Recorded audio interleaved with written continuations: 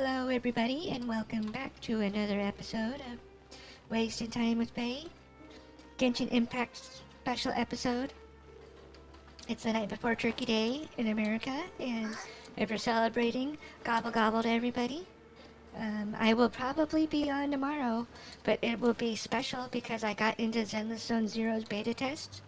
That's why I'm late. I was downloading the client, so I'm ready to go as soon as the turkey's in the oven and I can start playing.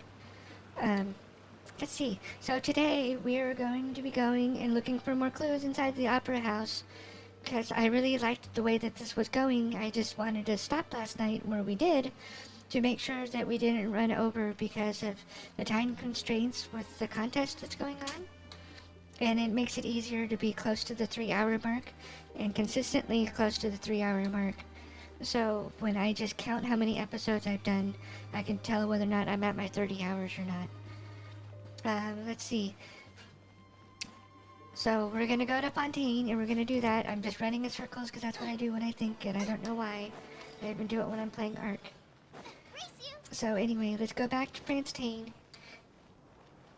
It's Frittily, I think, because it's France mixed with Italy. So it's Frittily. And we will start the quests.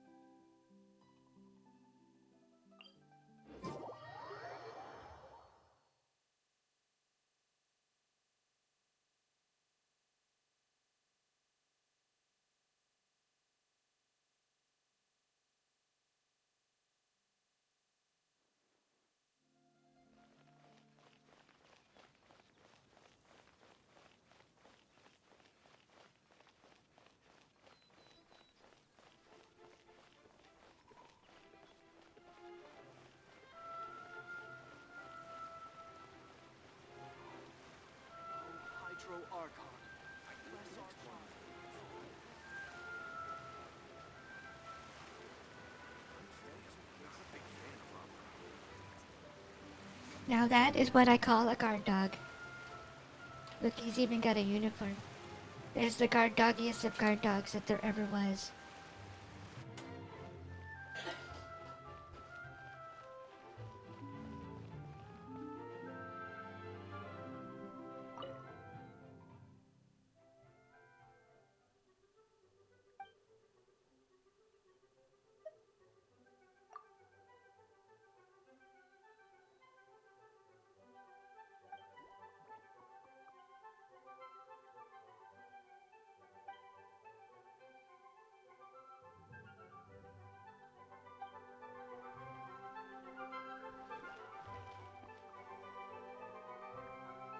Well, she is the god of water. It makes a lot of sense.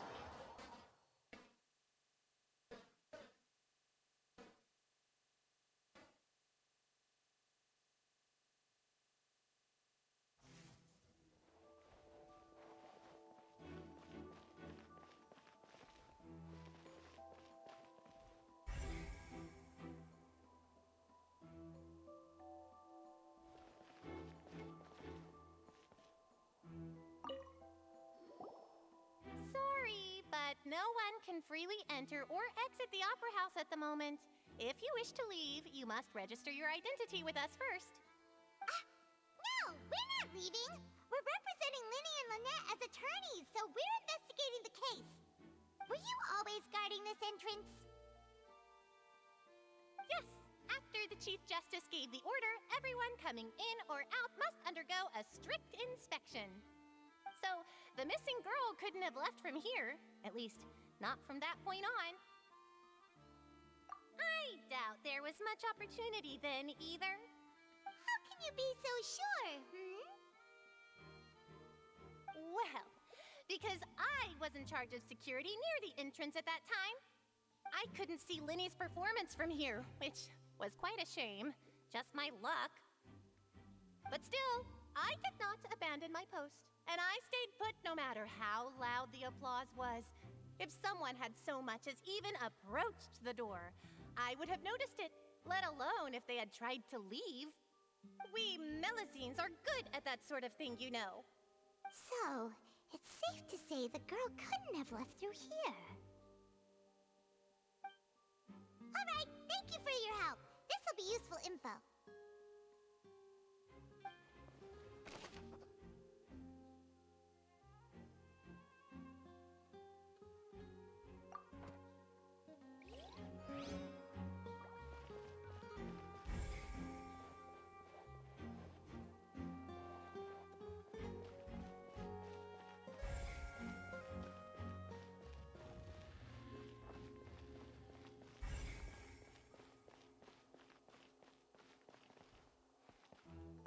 Lenny's still talking to the guards. It seems he'll have a lot of explaining to do. I think someone will be assigned to monitor us later, but that's alright.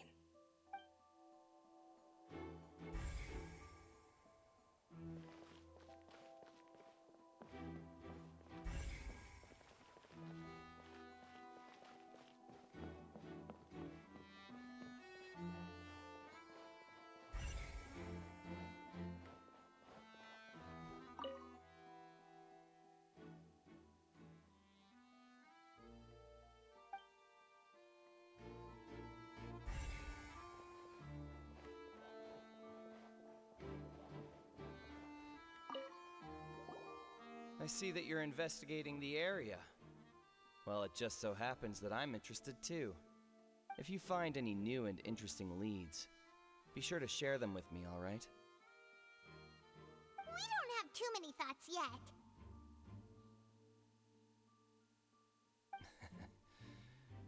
Then why don't I tell you my hypothesis first? The way I see it. And I'll start it with that loud thud. The thud? Oh, you mean the sound that happened during the countdown? Yes, exactly. It wasn't terribly loud, but I suspect that most people heard it. It's just that everyone was awaiting the results of Linny's trick with bated breath, so no one paid it much mind. But now that the incident has happened, the thud has become an important clue. That makes sense. So, what do you make of it? I'm of the opinion that it may have been the sound of Linny's accomplice. Lynette, perhaps. Jumping atop the water tank or something like that. And when the pyrotechnics went off, she cut the rope, sending the water tank crashing down. But wasn't the noise we heard too loud for that? Perhaps the balance wasn't right, leading to a particularly rough landing. Oh, that's true. I suppose I must reconsider. That does remind Paimon, though. What was with that sound?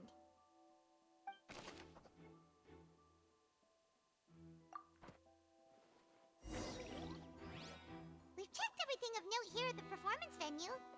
Paimon wonders how Linny's discussion with the guards is going. Let's go see, shall we? Ooh, things are getting interesting, huh? Understood. Then I will be going with you. Just so you're aware, I will be monitoring your actions and making notes as necessary. Very good. Thanks for being so agreeable. I'd pull a rose out of my hat as a gift for you if I could.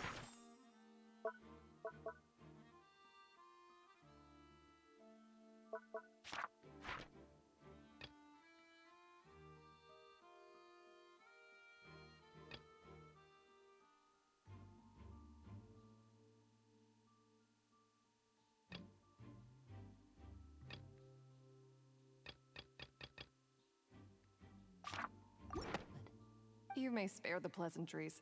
I'm just doing my job. You've arrived. Who's this? Me? I'm Spina di Rosula's guardian angel. If you've got a problem, I've got the firepower.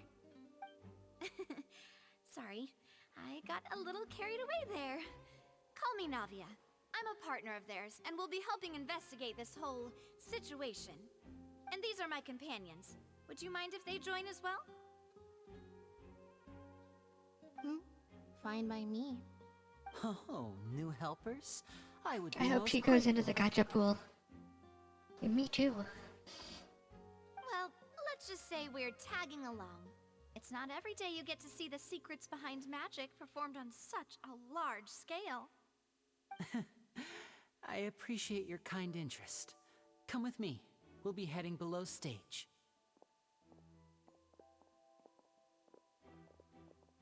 Huh?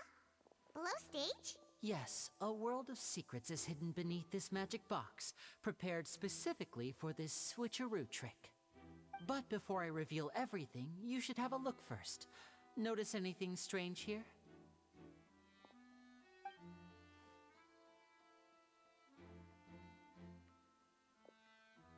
I'm not trying to be dramatic. Remembering the details of a trick will help you understand the methods used to perform it more easily.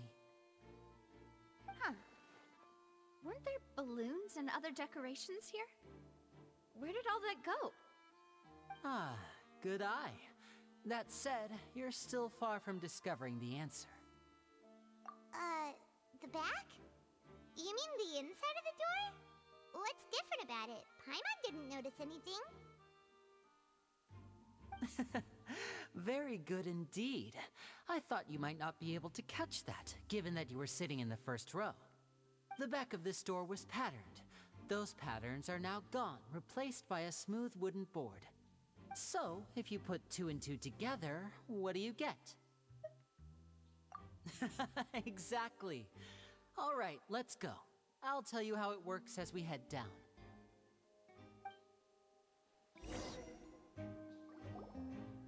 Oh, so there was a passageway under the magic box! I knew you'd figure out most of it as soon as you saw this place. The 2 magic boxes are positioned right above the 2 entrances of the tunnel. See this flatbed trolley? The box with the lucky audience member in it would be shuttled over to the other side using the trolley. This trolley can raise and lower and even rotate, ensuring that the box will face in the right direction. I see. So that's the purpose of the box inside another box. Precisely. The inner box would descend after the audience member was put inside and be moved along the trolley, all while the outer box would remain on stage as if nothing had ever changed. So that's how you did it! Once the box was lowered, the trolley would store some energy through this device here, with which it would complete the rest of the steps. The audience member would only be able to feel some slight movements in the dark, and by the time she walked out, she would already be back on stage. Right! You were talking that whole time, and you even came out for a moment near the end! Ah, yes. A phonograph operated by Lynette was used to achieve that effect. My assistant and I had already scripted our conversation beforehand. When the countdown began, I had already gone to the opposite box via a tunnel using that ladder. And what about Lynette? Where was she? I was in the mezzanine space in the back of the box. Oh, interesting! That's how we were able to coordinate Linny's lines with the assistant. And by the way, I was the one who walked out of the box at the end. I mean, we are twins.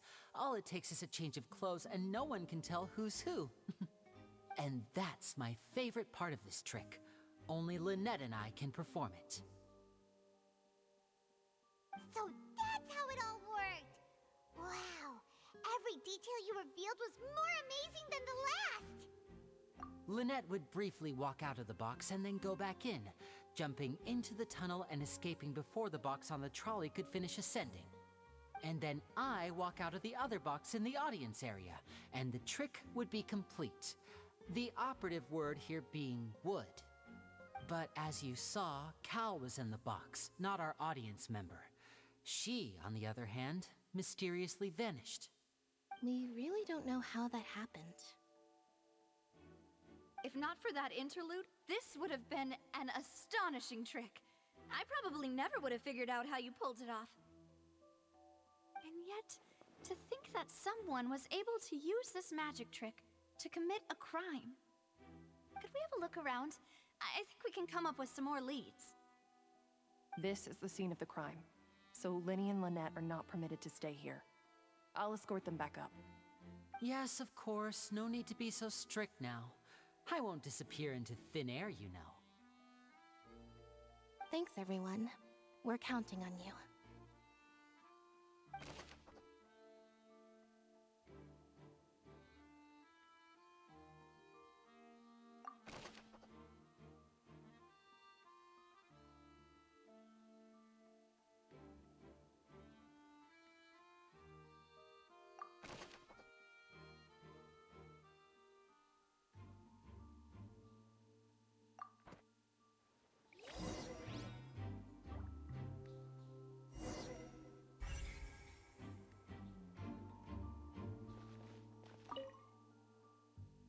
This is so fun, I'm not gonna lie. Wow, that magic trick's exciting. I wonder if that's how they do it for real when they would do one of those. Wouldn't that be something, all of the work beforehand just to make sure that the props are right? It's astounding, really, when you think about it. What is this? Oops. Oh, what is this? It's a grappling hook. What's this? Looks like a hook tied to the end of a rope. Huh? There's all kinds of odds and ends here. Perhaps it was a prop for a different trick. But why would it have been left here? Whatever it is, let's make a note of it first.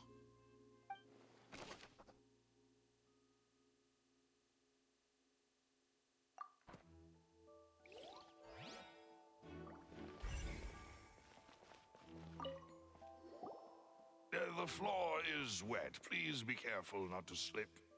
Speaking of which, why would there be water here? Oh, Paimon knows! It's one of those tricks where you pour water into a jug and then flip the jug over only for the water to disappear. And here's a broken vase. Huh. Did the trolley knock it down while moving? That can't be. The trolley moves along tracks from start to finish. It couldn't have hit the vase at this distance. Let's note this down too and think about it later. Well, obviously there was a struggle. Let's see, so investigate clothing. There's somebody's clothes. Oh, these are the clothes that the lady chosen from the audience was wearing, right? Her clothes are here, but she's nowhere to be found. Right. And do you really need to do that if you're kidnapping them? Ugh, this is so confusing. Paimon doesn't want to be a detective anymore.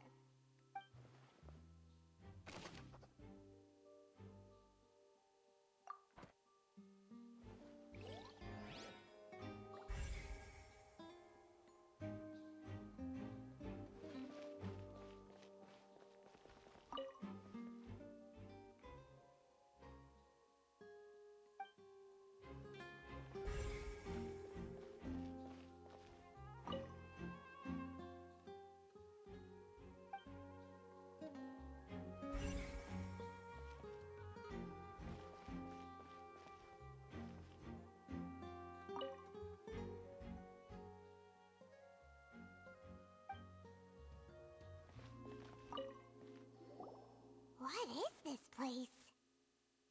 It seems someone could fit through here. Could this have been the suspect's escape route? Alone, perhaps. But if they had to pull another person with them, the space would be too narrow. But there are no other ways in or out of here. Oh, you're right! Let Paimon write that down.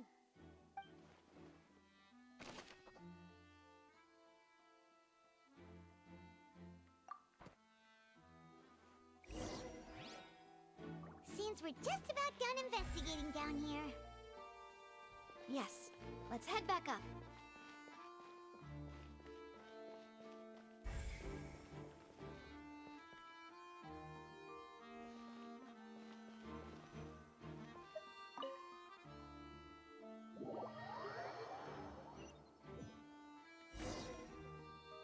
Well, we've ascertained the state of the crime scene. Let's find a place to sort out our findings once Malus returns. Seems to me that there are several things that don't add up here. Apologies for the wait, demoiselle. So, what did the guards say? Did the criminal escape through the vent? They believe the odds of that are very low, since the vent leads to the Opera House's basement. The guards have checked the area carefully. No one left through the basement during the performance or after the incident, and no one was found hiding there. So the tunnels become like a secret chamber then! You know, like the kind you usually see in novels. The plot thickens. Halsey's disappearance and Cowell's death are both quite inexplicable. No wonder Farina was so confident in her accusation. All the current evidence points toward Linny and Lynette.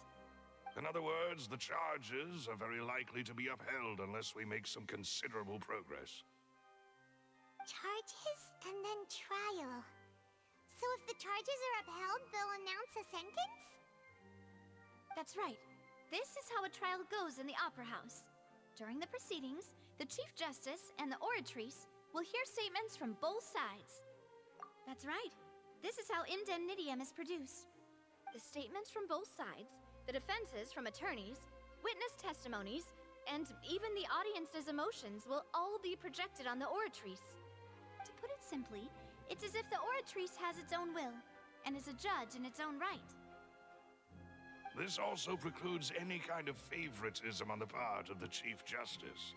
And not that this has ever happened anyway. Once both sides have finished speaking, the Chief Justice will make his final decision. This, too, will be used by the Oratrice as a reference. Then, finally, the Oratrice will be consulted by officials.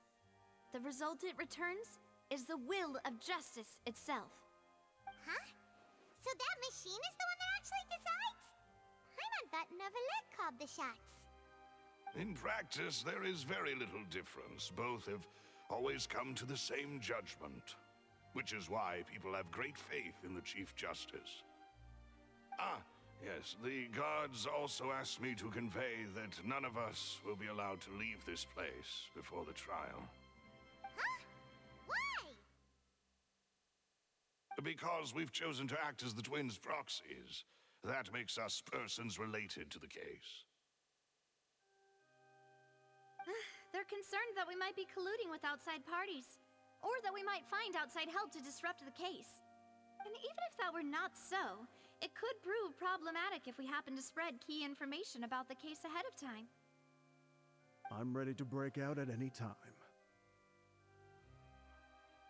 Whoa, whoa! There's no need for that! Paimon thinks they have a point. That said, are they providing food? Of course. I just hope you don't mind the lack of options. I'm afraid that catering to all tastes is not in the cards, nor is any guarantee of balanced nutrition. In that case, let's just sort out our findings together here. Pity. I was hoping to take you to try some of Fontaine's famous desserts, too. I mean, what better way to properly think through our findings than over some tea and sweets?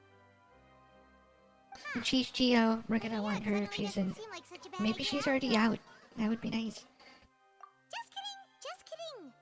Paimon will still do her best, even if there are no snacks. What do you mean, no snacks? Of course we'll have snacks. If we cannot buy some, then we'll simply make some. Huh? Here? But how? Understood, Demoiselle. Everyone, please come with me.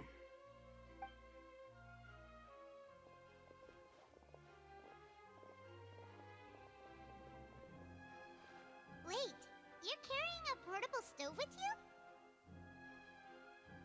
Yes, I must be prepared to meet the Demoiselle's baking needs whenever the fancy strikes her.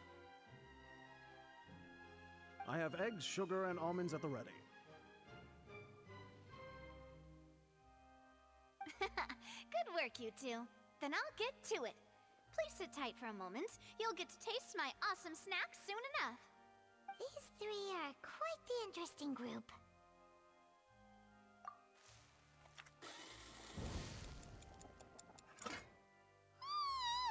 And Paimon thought it smelled good while it was still in the oven. Oh, it's even better now. Paimon can't stop drooling. From the way you had these two guys carrying all that stuff around, Paimon thought you'd have them do more during the baking process. But you ended up doing the entire thing by yourself. Beating the egg whites, grinding almonds, everything. I was applauding. And I was giving encouraging smiles. Paimon was just thinking. Aren't you worried about getting your fancy dress dirty beating egg whites and baking like this? Well, I don't think it's carved in stone anywhere that fancy ladies can only read books, sip tea, ride horses, and play the piano. I just really enjoy making snacks. Don't underestimate beating egg whites, by the way. It's a real arm workout. You also need to beat them to just the right consistency, or your macarons will crack. Anyway, give these a try, fresh out of the oven. There's 3 for each of us. Only 3? Well, eating too many sweet treats might send all that sugar to your head. You wouldn't be able to think clearly about the case on a sugar rush, would you? Tea is ready to be served as well. This is Demoiselle's favorite, strong black tea with a floral fragrance that clears the mind and lifts the spirit. No need for concern. I'm merely doing as I should.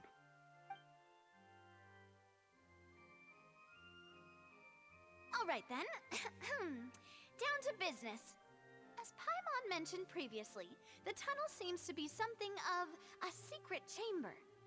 However, we can assume that Linny and Lynette were not alone within it. Some criminal also occupied its sealed confines. The magician twins could have committed the crimes, of course, but they lack any logical motive. Exactly! Why would they do such a thing right when everyone was watching? The flower vase and the thud we heard during the performance could indicate some altercation between Halsey and the criminal in the tunnel, resulting in the shattering of the vase, the discarding of her clothes, and her abduction. Perhaps the criminal thought that since she was chosen from the crowd, she would be too easy to identify if she was still wearing the same clothes. Paimon thinks that makes sense, but the real trouble is... True. None of the clues we found thus far support the existence of this third person. But the only people left to consider are both technically victims, whether it's the missing girl, Halsey, or poor Cowell. Huh. Could Halsey have secretly made modifications to the magic props in order to murder Cowell before making her escape? That's right. And even if she had tampered with the setup, she would need to understand the entire trick to pull it off. Nor does she have any motive. The guards said that she has never had any dealings with the magic troop's members. Were we not thorough enough in our search? From the sound of things, this is turning into an impossible case. Your macarons are amazing though, Navia. They smell great! They're nice and crisp and super sweet! They are my specialty after all. And I see you've already had 5 of them. What? 5? Oh, that can't be right. Paimon only counted 3, honest. Please don't worry about it. At my age, a few less sweets might actually be a good thing. anything, but Paimon knows how to count. Besides, Paimon knows that if she ate too many, then others wouldn't have enough.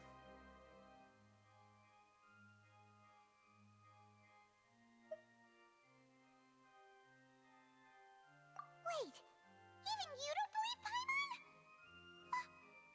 How could you? If Paimon ate those 2 extra macarons, then may they turn into stone in her stomach! All right, we get it.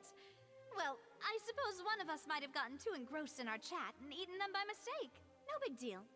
Malus, set up the stove again, if you would. Huh? What are you doing? Making sure everyone gets 3 macarons, of course. Exactly. We don't want to trouble you. As you wish, demoiselle. And I have the egg, sugar, and almonds. Well, this really Where's is he your getting the hobby, eggs huh? from? I kind of understand the sugar and the almonds, they could be in his pocket, but what kind of eggs are going to be in pockets? Well, that's it for snack time. I'm going to have another look around the area. I don't know what we're looking for yet, but we've still got some time. As attorneys, I suggest the 2 of you think the case over again. It would be awkward if you got all tongue-tied on stage during the trial. All right, thanks for your help and for the snacks. It was nothing. A small task for the Spina di Rosula. Silver, Malus, it's time to go. I'll be back if I find anything new.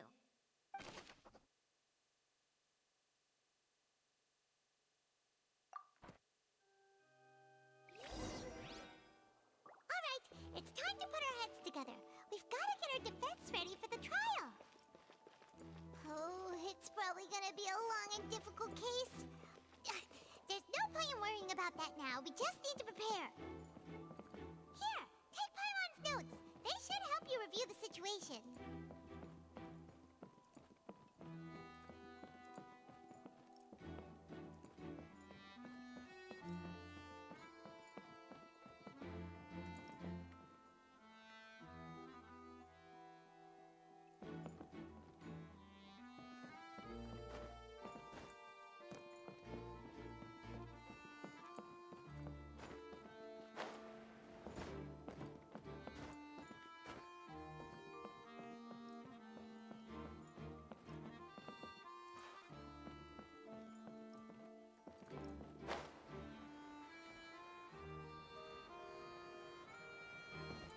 Stand clear.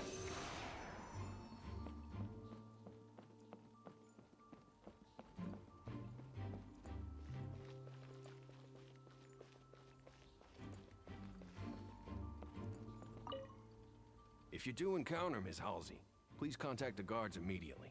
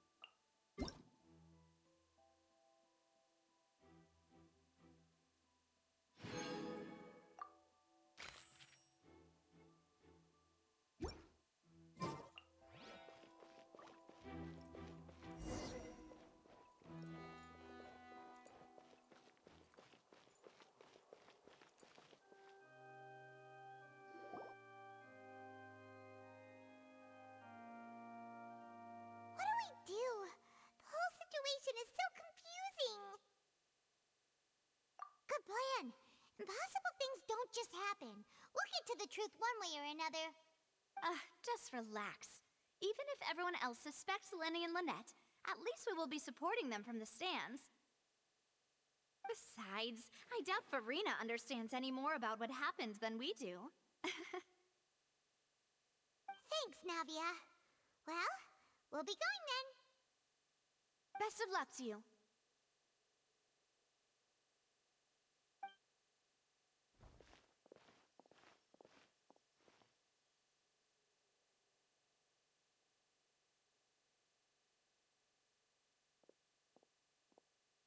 Ah, finally, you're back. Well, how did your investigation go? To be honest, you might be disappointed. No. We're already very grateful that you were willing to help. Well now, don't you all look disappointed. Don't tell me that your investigation came up empty-handed. That was to be expected, of course. The guilty can never produce proof of their innocence. But don't let that stop you. I shall be terribly disappointed should you, my most anticipated foe, concede so easily. Since both parties are present, I declare that the trial regarding the magic show incident is now in session. Firstly, in order for the audience to understand the causes and results of the incident, could we please have Mr. Linney explain the trick? Yes, of course. I will She reminds explain me it of Fischl, while and I Lynette don't know why. demonstrates on stage. All the necessary items have been prepared.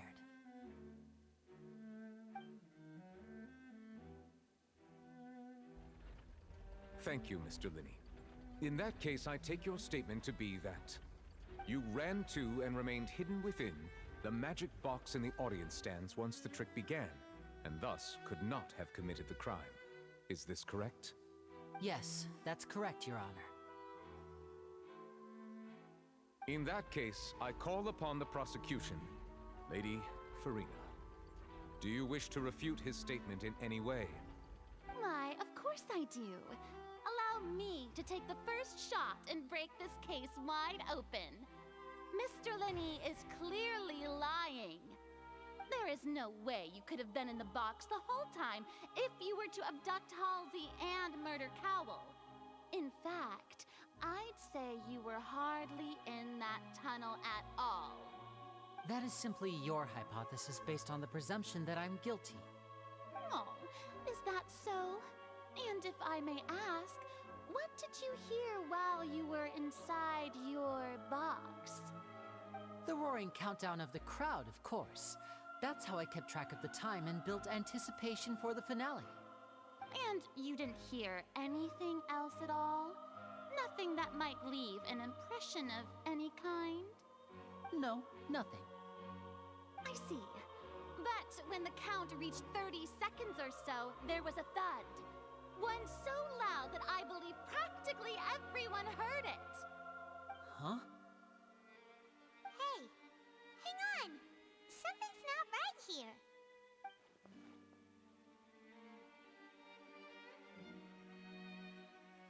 Yeah, I'm sure he could have heard a noise that loud from inside the box. I was right by the box and I definitely heard the thud. Look at those scales. Could those mean... Well then, ladies and gentlemen, allow me to use the words of the magician himself. You never know what can happen in the blink of an eye. Indeed, it seems his alibi can also collapse in the blink of an eye. Of course, I have armed myself to do far more than smash your alibi. Confidence cannot go unfounded, and my foundations are rock solid. Tell me, aren't you and Lynette actually from the House of the Hearth? The House of the Hearth?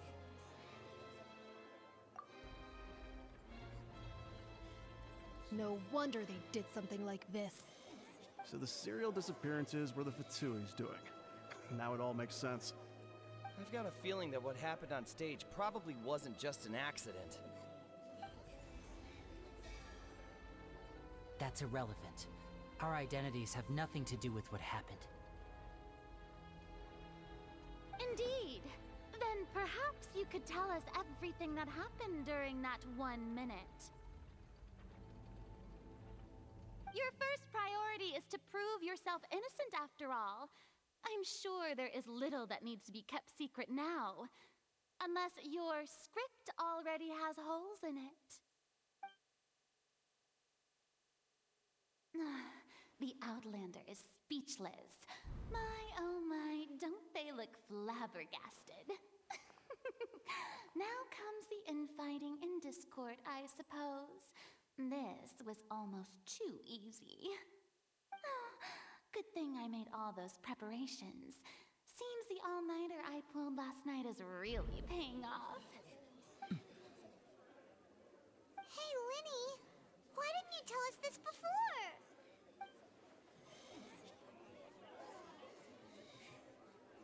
Order! Order! Mr. Linney, allow me to re-establish the facts. Lady Farina has raised 2 points. First, when the thud was heard in the Opera House, you were neither in the box nor the tunnel. Second, you and Ms. Lynette are both members of the House of the Hearth. Are these claims true?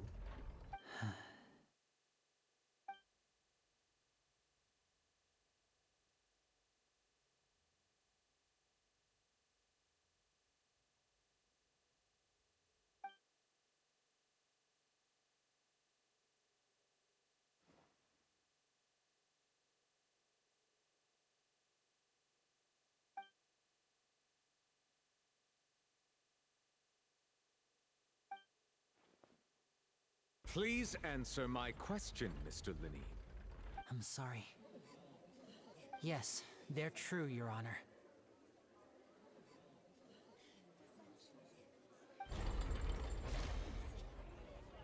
I knew it! Well, that's it. We might as well move on to the sentencing already. What should we do now? Granted. In that case, what is your request? Is that really necessary? They're already as good as guilty. The defendant deceived their own attorneys. What is there left to discuss? Order! Order, I say! Your request is reasonable, and we shall adjourn. This trial will reconvene in 1 hour. So you would stick to Mr. Linney's defense even after knowing what you do now? You certainly have more professionalism than I thought. In that case, my dear audience, let's allow the joy of victory to steep for a little while longer.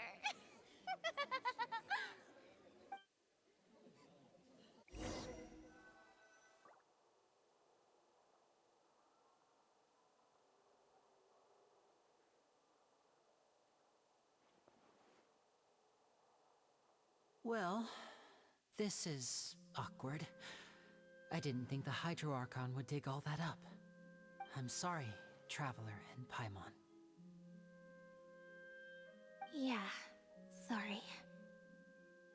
Paimon doesn't know where to start. We trusted you two. We based our entire reasoning on the assumption that you weren't bad guys. Not to set the wrong tone or anything, but Paimon's really mad! I'm very sorry. I know you're angry, and reasonably so, but please, let me explain.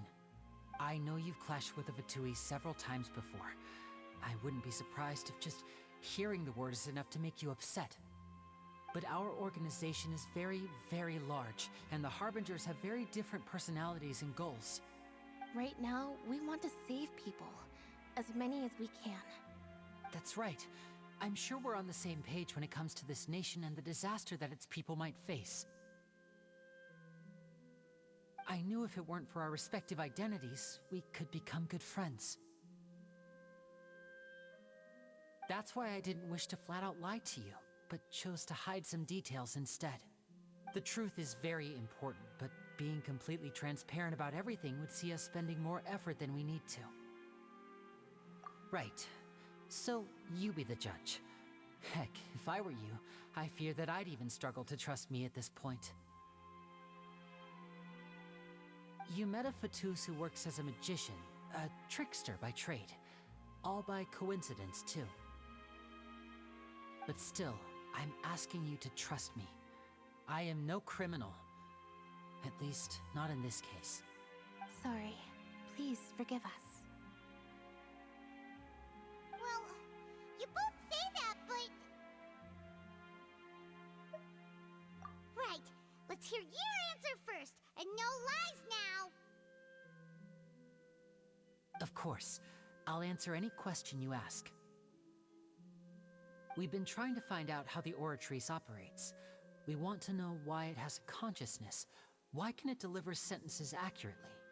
During our investigations, we learned that the machine's core is beneath it. From that moment on, Lynette and I have been designing this box swap trick with the objective of getting close to the core. Is that why you needed a whole minute? That's right. In truth, the audience would take about 75 seconds to count down from 60, while I would only need 15 to get to the opposite box. So, after jumping into the tunnel, I accessed the Opera House basement via the vent, and went to investigate the room in which the core is stored. That air vent was created during the construction of the tunnel specifically to execute this step. Well, nothing. As soon as I reached that room and was about to investigate, I heard someone's voice. Which should have been impossible, of course. I was quite certain that I was the only one in the room. That voice seemed to recognize me and tried to speak to me. I chose to err on the side of caution and retreated the way I came. On the way back, I saw the broken vase and the clothes on the ground, but the countdown was almost finished, so there wasn't time to give it any thought. After that, the homicide occurred just as you saw.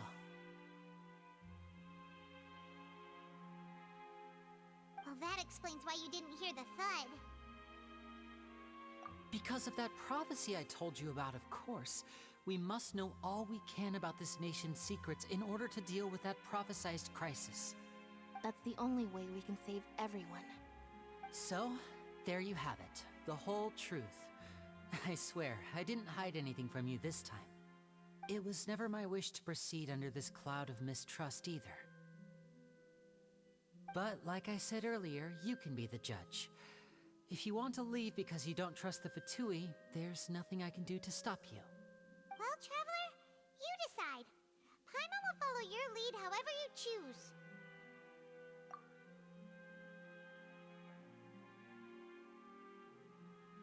Okay, thank you. Thanks for giving us a chance.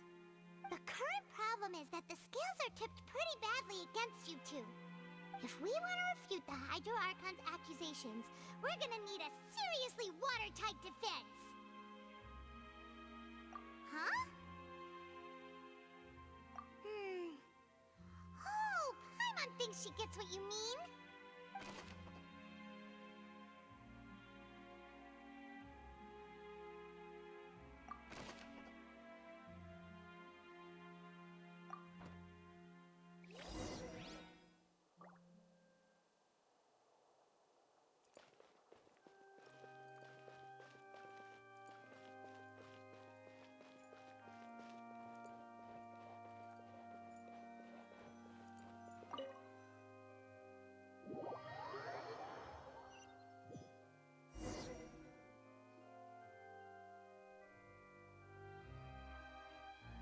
Both parties have returned to their positions. Let us continue the trial. When last we left off, Mr. Linney acknowledged the new evidence presented by Lady Farina as fact. Therefore, Lady Farina may continue stating her reconstruction of the events. That took long enough. Now then, if everyone would lend me their attention. At this stage, let's revisit that scene from Linney's perspective.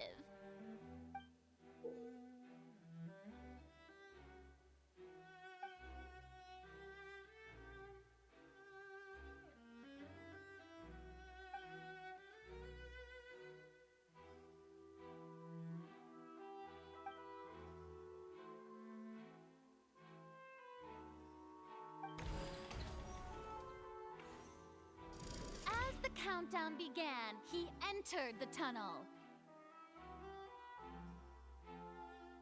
when the flatbed trolley passed, he opened the box and got into an altercation with Halsey, which caused the loud thud.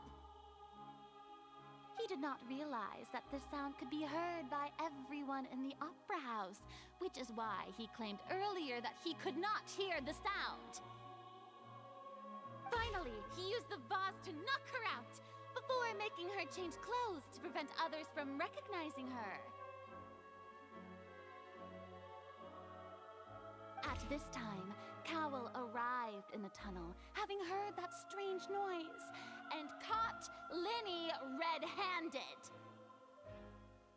So Linny proceeded to knock him out too before stuffing him into that box. Afterward, Linny passed the unconscious Halsey to his accomplice through the magic box in the audience stands, before operating the devices such that Cowell's death would be ruled an accident. And there you have it. That's the truth behind what happened. Does the defendant's side have any objections to Lady Farina's description of the events? The key to refuting Lady Farina is the order of events, what Linny experienced, and what he saw.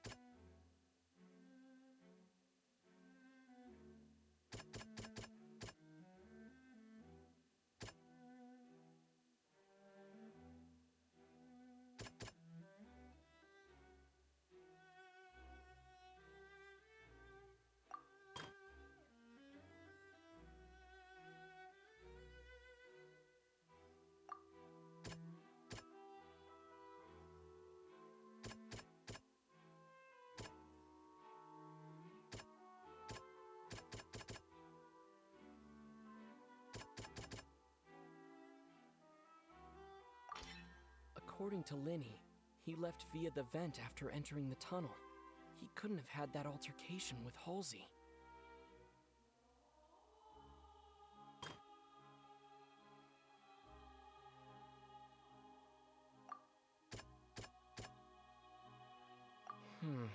Seems...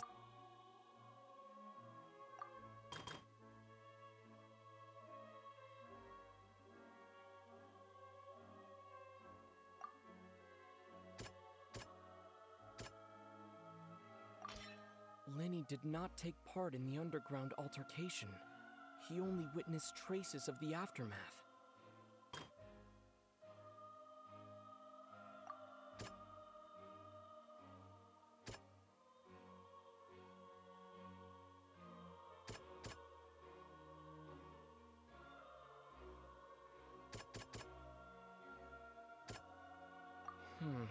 Seems this won't produce a particularly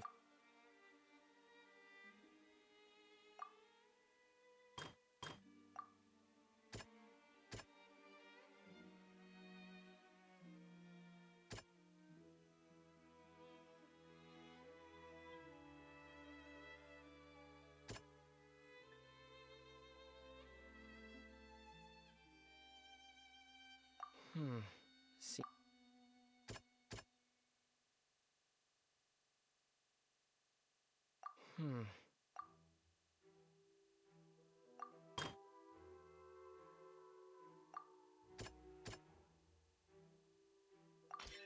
Linny went to the room that contains the Oratrice's core.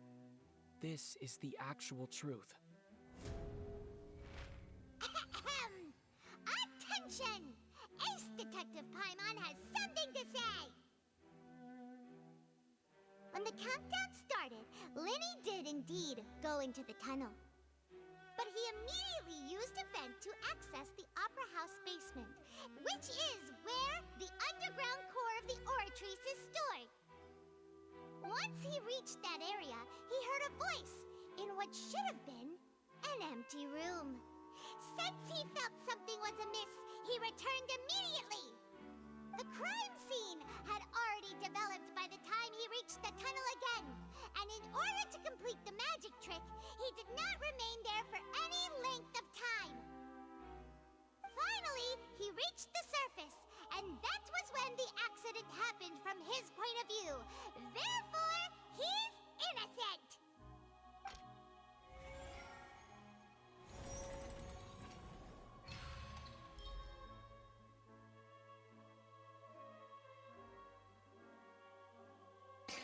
Paimon's such an ace detective. A proper lawyer in every way. Paimon did it! Paimon actually managed to say all that! Wasn't it awesome? In other words, you believe that he knew nothing of the incident? That's right!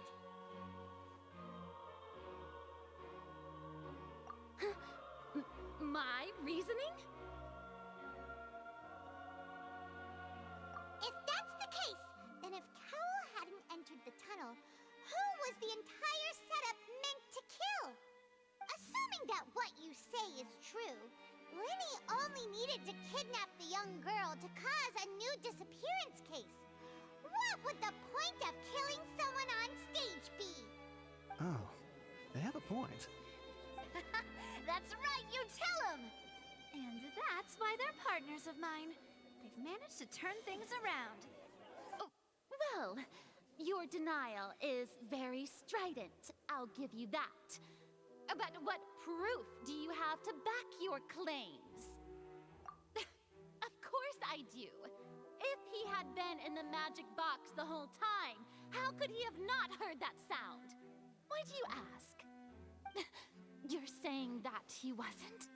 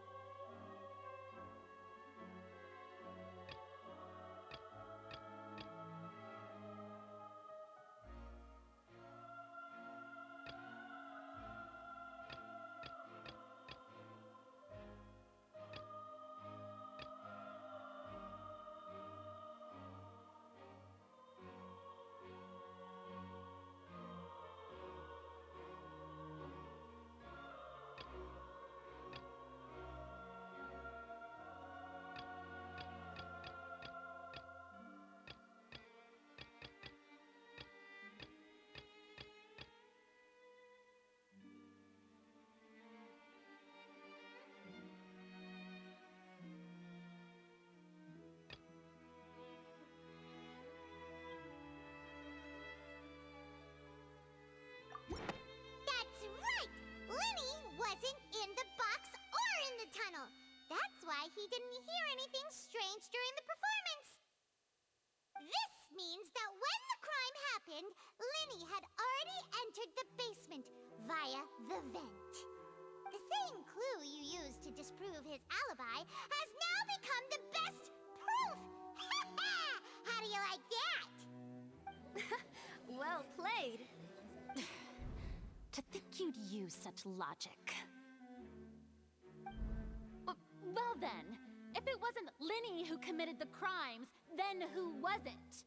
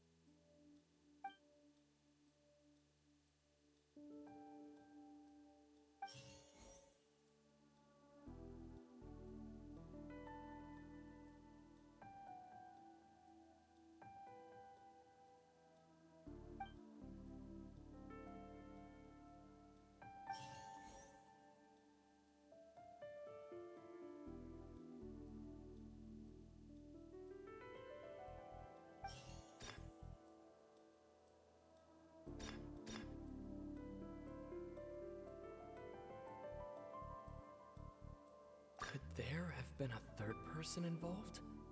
Is that really a possibility?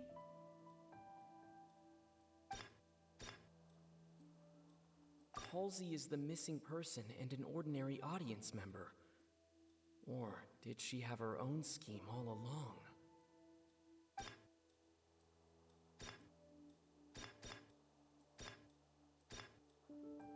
The deceased's name is Cowell, Linny's assistant. He would have been able to tamper with the equipment.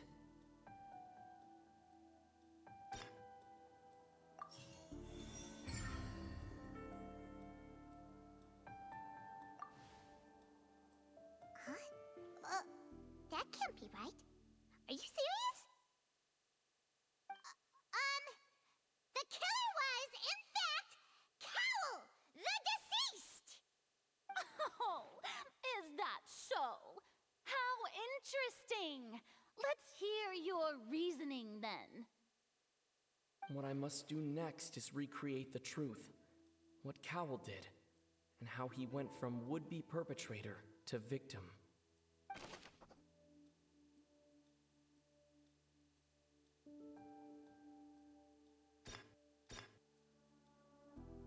No one entered or left the Opera House through its entrances.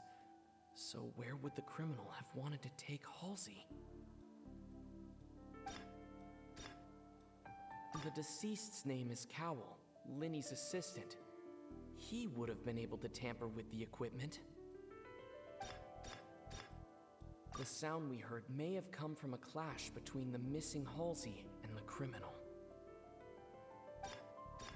Linny was not in the tunnel at that moment, which gave our criminal ample time.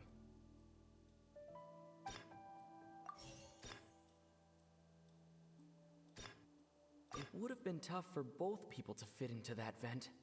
They would likely have bumped into Linny as well.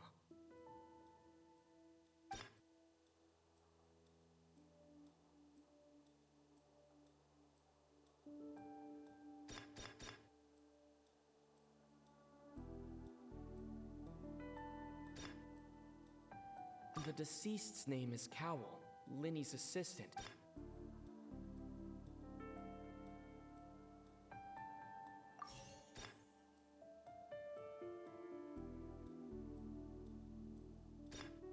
The deceased's name is Cowell, Linny's assistant. No one entered or left the Opera House through its entrances. So where...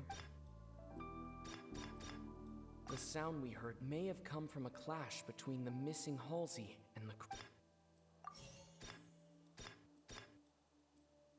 the deceased's name is Cowell. Halsey's clothing was in the tunnel, so there must have been some fear that she would attract attention. The sound we heard may have come from a clash between...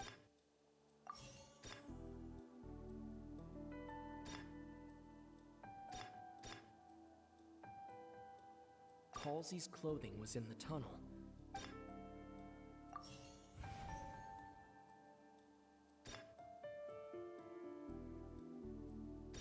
The sound we heard may have come from a clash between the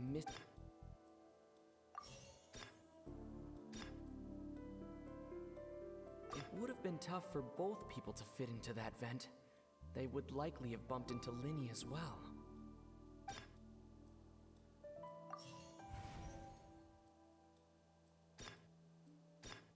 Halsey's clothing was in the tunnel.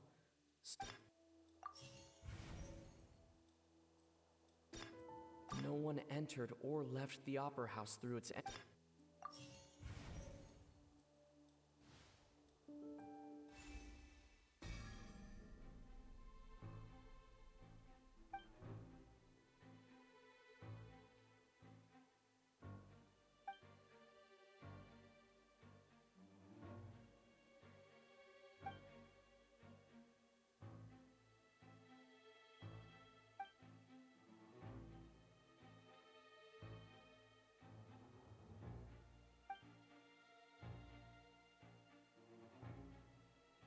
What's wrong, Traveler?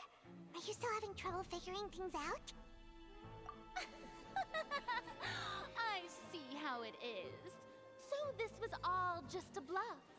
And here I thought you had something to show for it. But it seems you're still far from the truth. Look, since we're at a dead end, why not consider a different track? Just like the trick as it transpired, the end result must have been utterly different from the magician's initial design. If only we knew how Halsey disappeared. Well, that would be nice, but the tunnel only has 3 exits, and none of them seem very likely. And it's not like this is a magic trick where you can just make a real live person disappear. You know, like you did from that water tank, Lynette.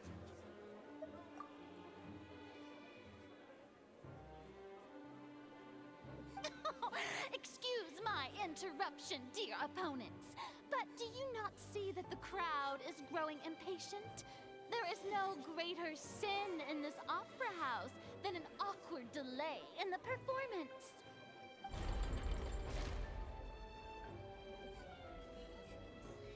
If the defense is unable to make further effective arguments, we will move on to the next stage of the trial. Linny was not in the tunnel at that moment, which gave our criminal ample time. The sound we heard may have come from a clash between the missing Halsey and the criminal. The deceased's name is Cowell, Linny's assistant. He would have been able to tamper with the equipment. The vase was not broken by chance. It was used to cover important evidence. The water.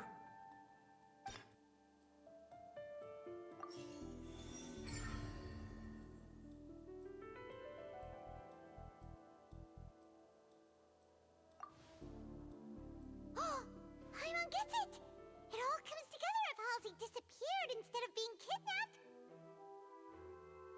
Lynette escaped from the water tank, vanishing gradually and leaving only clothes behind. If there's a similar method where a person could be transformed into water... Oh, just a moment, please. I do hope you know how preposterous you sound at the moment. How could a person ever be transformed into water? This is reality we're talking about here, not some magic trick. Must we really? I should think that of anyone. Your friend Linny already knows this truth very well. Magic tricks are ultimately just illusions and misdirection. But Halsey's disappearance is very real. We're talking about 2 completely different things. Even so, I trust the Traveler's judgment.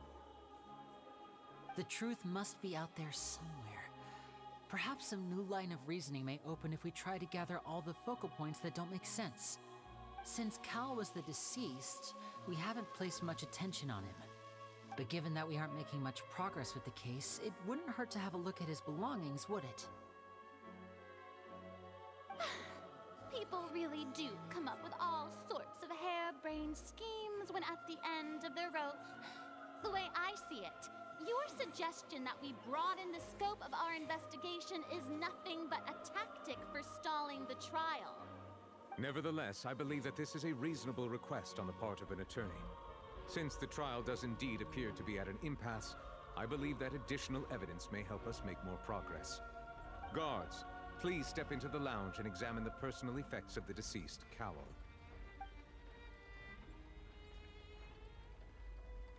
We are still examining the items, but we have already made critical progress that we feel must be shared with everyone post-haste. We discovered several test tubes of fluid within Cowell's baggage, each labeled separately. The notebook in his backpack claims that these fluids are water from the primordial sea. The primordial sea? The note's contents also indicate that Cowell belonged to an organization that sells illegal drugs and that he had an accomplice. The notebook has many entries concerning safe usage of these fluids, in which the keyword dissolve appears many times.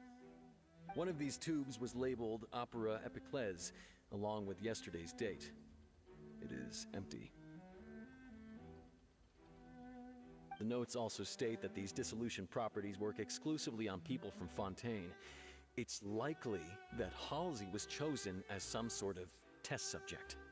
As such, we believe that the defense's hypothesis is, in fact, supported by sufficient evidence.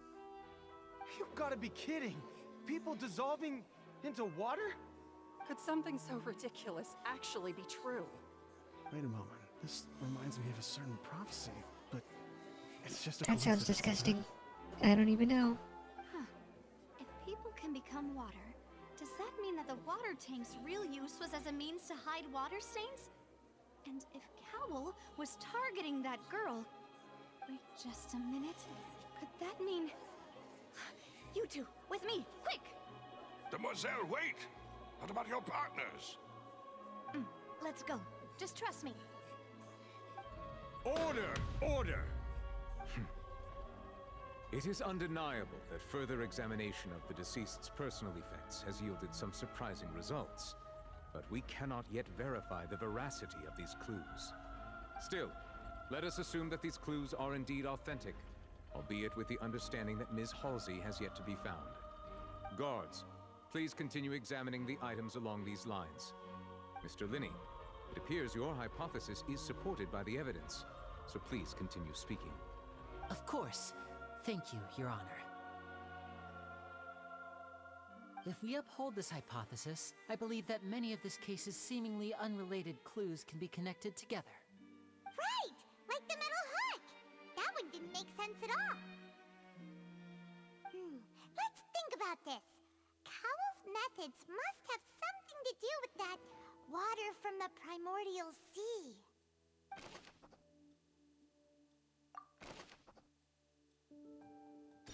The deceased's name is Cowell, Linny's assistant. He...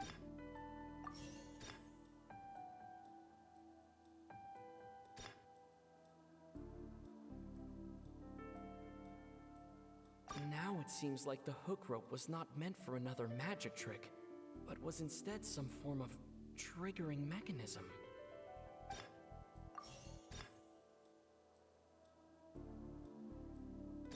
The water from the primordial sea should already have been prepped before Halsey entered the magic box.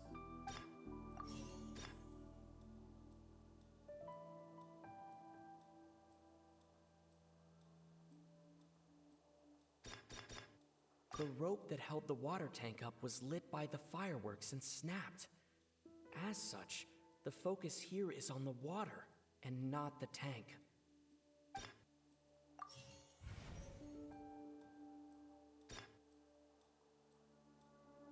I remember there was something else within the inner layer of that box.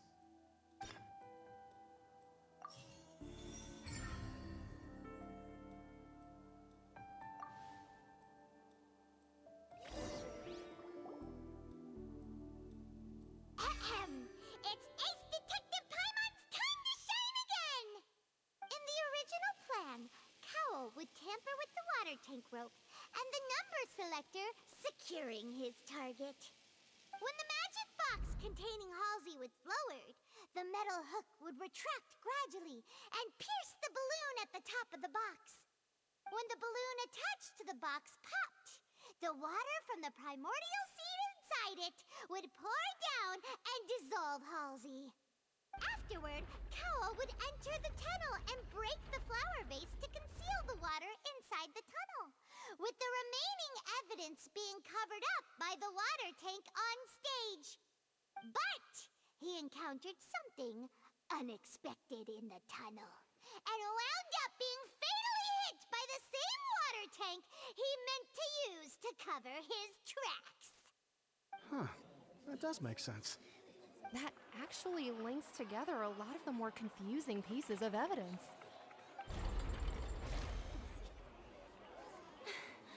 Oh dear, what do I do? Even I think they sound convincing now. Have I falsely accused an innocent person?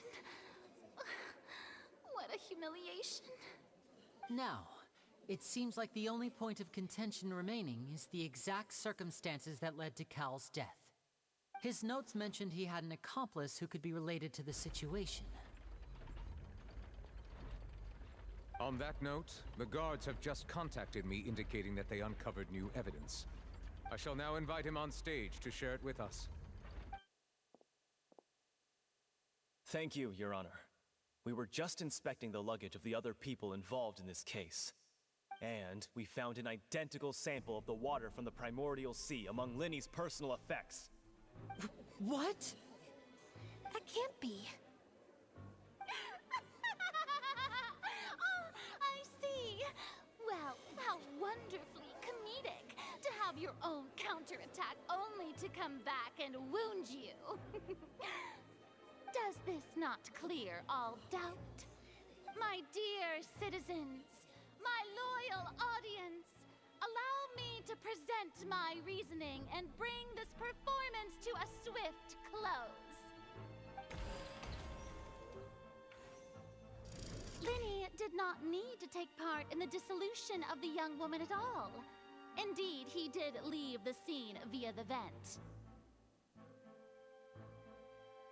Having made modifications to the props beforehand, his accomplice Cowell then caused Halsey to vanish using the water from the primordial sea. But upon his return, in cruel avarice, Linny desired sole credit and prepared to do away with his partner in crime.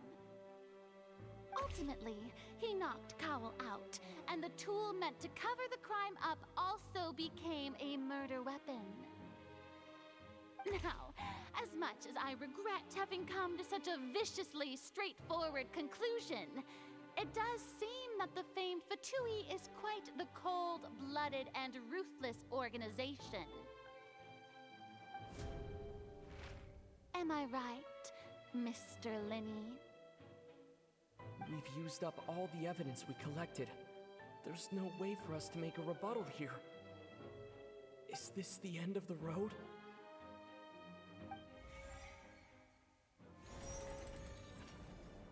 Oh no!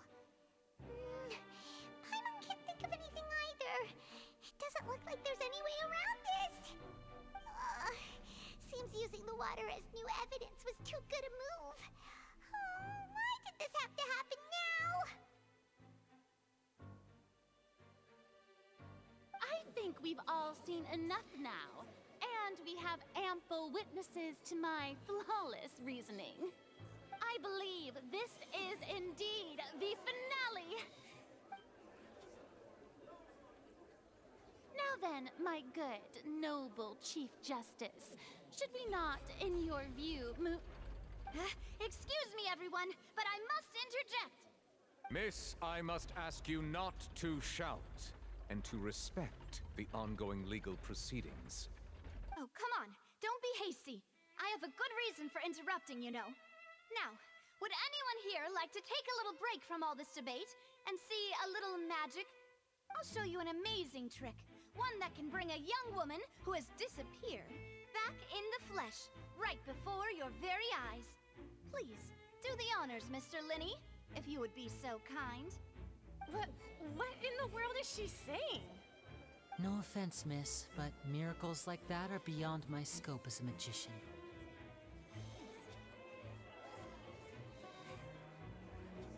Come on now, don't be silly. Magic is all about misdirection, isn't it? It often conceals the truth while presenting a fascinating illusion.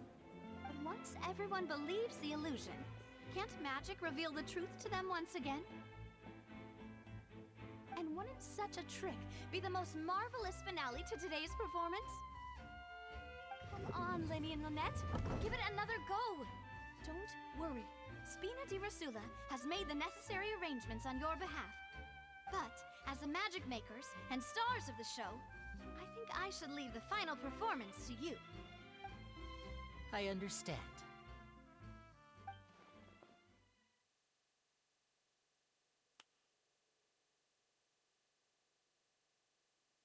And voila!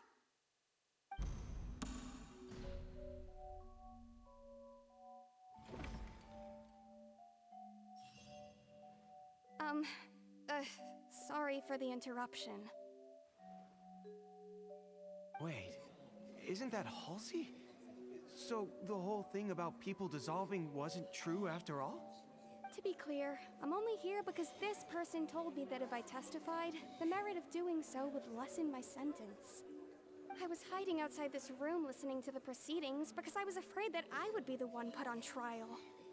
I was just feeling happy that no one had noticed me, and then before I knew it, she caught me. That'll teach you to underestimate us three. Where should I begin? I'm sorry. I'm the one who killed Cowl. I admit it. What? Why? Firstly, my name isn't Halsey.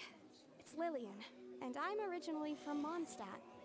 I heard that Linny's show was gonna be a real thriller, but I missed the chance to buy a ticket, so I stole one. That's how I make a living. I steal stuff here and there, and I'd never been caught before. But I was noticed at the harbor a few days ago, and I barely got away. Linny was the one who caught me in the act. Hey, no wonder you look familiar. So you were the thief! Liddy even mentioned that you were pretty skilled. Well, and I thought that would have been the end of it, but then the number selector chose me. He even mentioned the Fortress of Meripede. That's a prison, isn't it? So you can imagine how shocked I was. I thought he was onto me for sure. So I played along with the show while looking for an opening to flee, but then I got water poured on me for no reason, and then someone jumped into the tunnel to nab me. I wasn't going to take that lying down, so I knocked him out and stuffed him into the box. There was nowhere to run from there, though, so I had to change my clothes and hide in a box containing performance costumes. I slipped out after the first guard arrived at the scene and continued hiding inside the opera house. Can a person even hide in there?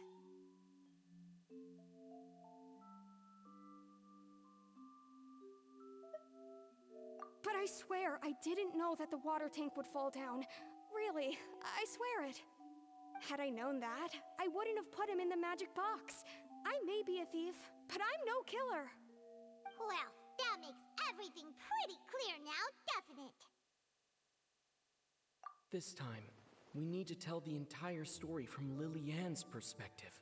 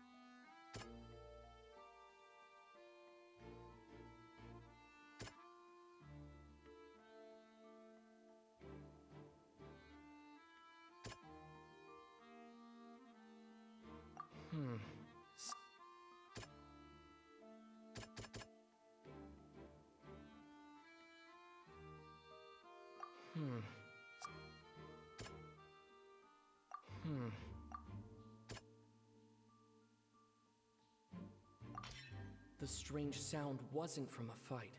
It was Lily-Ann's attempt to break out when she was frightened.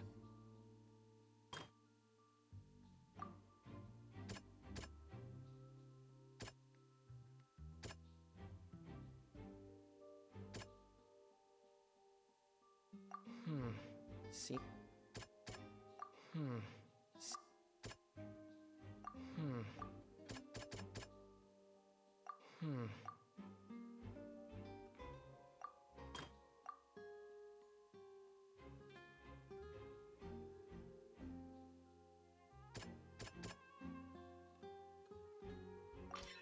The flower vase was not broken to cover anything up, but it was smashed during the struggle between Lily-Ann and Cowl.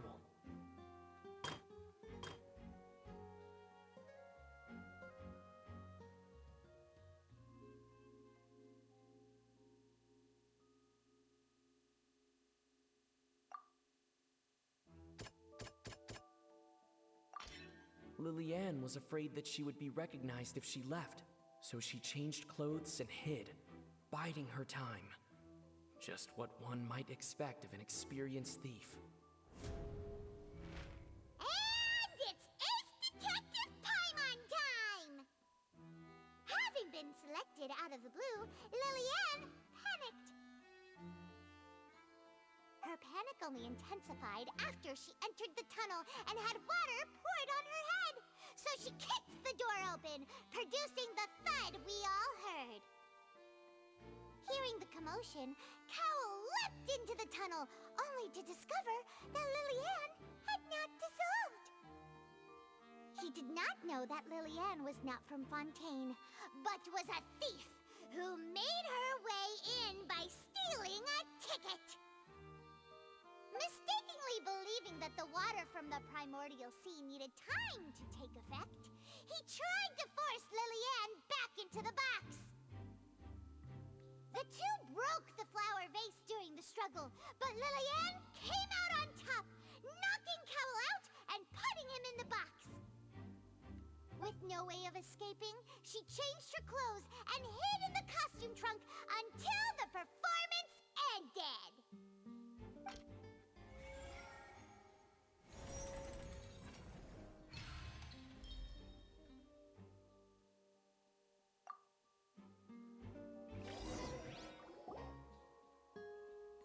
She knew that she would have to go through guard inspection if she tried to leave afterward.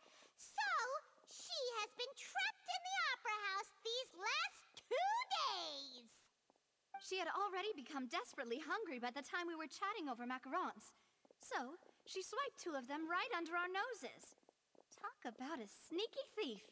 At this point, all the events that happened in the tunnel have now come to light. Ah, so that's the whole story. Bravo! Bravo! Now then, Lady Farina, do you wish to speak against the defense's statements? Please answer the question, Lady Farina. Also, if I may add, the trial has not yet ended. As such, I request that the prosecution not leave the room before the proceedings have concluded. What? She's gonna run away. Mind now? She was gonna run away. No, I have no further arguments. I admit defeat. But really, could you at least have left me with some dignity? Wow, look at that! She's like a deflated balloon now. If there are no objections, then as the Chief Justice of Fontaine, I shall once again repeat the full sequence of events.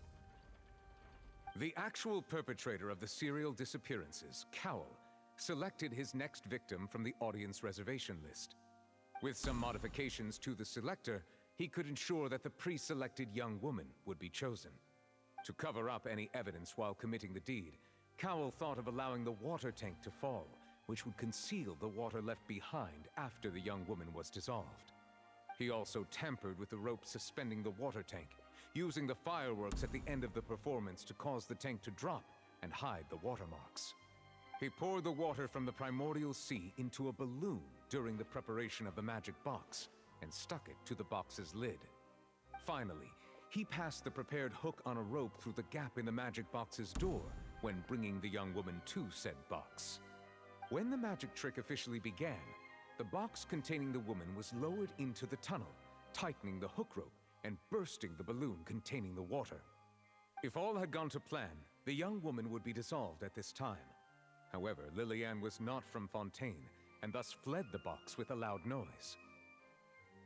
Realizing that there was trouble, Cowell entered the tunnel and met Lillian. Thinking that the waters had not yet taken effect, he decided to proceed.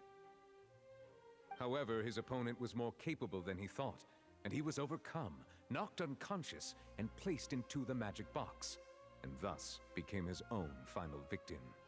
Lillian, according to her own statements, then changed clothes and hid until the performance ended, before hiding in other parts of the opera house. As for Linny, he was in the underground structures within the opera house, and was thus ignorant of these happenings. From this reconstruction of events, we can conclude that Linny, the accused, is in fact innocent. While there is much in Linny and Lillian's conduct that should still be investigated separately, this case, at least, can be handed over to the Oratrice to make the final decision.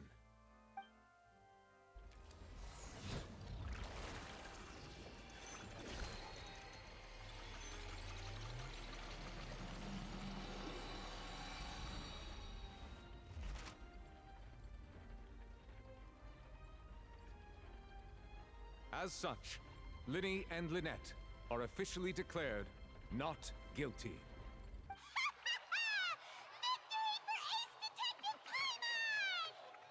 Great work, partners. Thank you all. Thank you so much. Next, I think we deserve an explanation, Guard Vaughn. How did you find the water from the primordial sea in Linny's baggage? Right! Your discovery caused me to make a serious mistake, you know. Or was that not a discovery, but false evidence that you dared to bring before this court? I suspect that the accomplice mentioned in Cowell's notes was not Linny, but you, yes?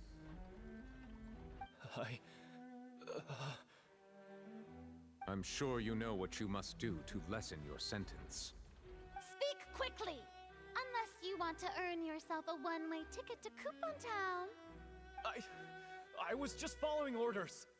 We were supposed to place blame for the serial disappearances onto Linny, and thus cause suspicion to fall on the Fatui. The higher-ups said this was the best opportunity to do so. And now that your plan has fallen through, and the secrets of the water have been revealed, you have become a liability to said higher-ups, yes? Therefore, you would be wise to tell everything you know, and seek the protection of the guards. Yes, I'll tell you everything I know. Our boss discovered that the water can cause people to dissolve. It can also be made into a potion, which when extremely diluted, can cause people to experience unforgettable exhilaration. We've been in this business for a while now, and have made decent mora off it. The disappearances were also the boss's idea. I mean, this is the boss we're talking about. The...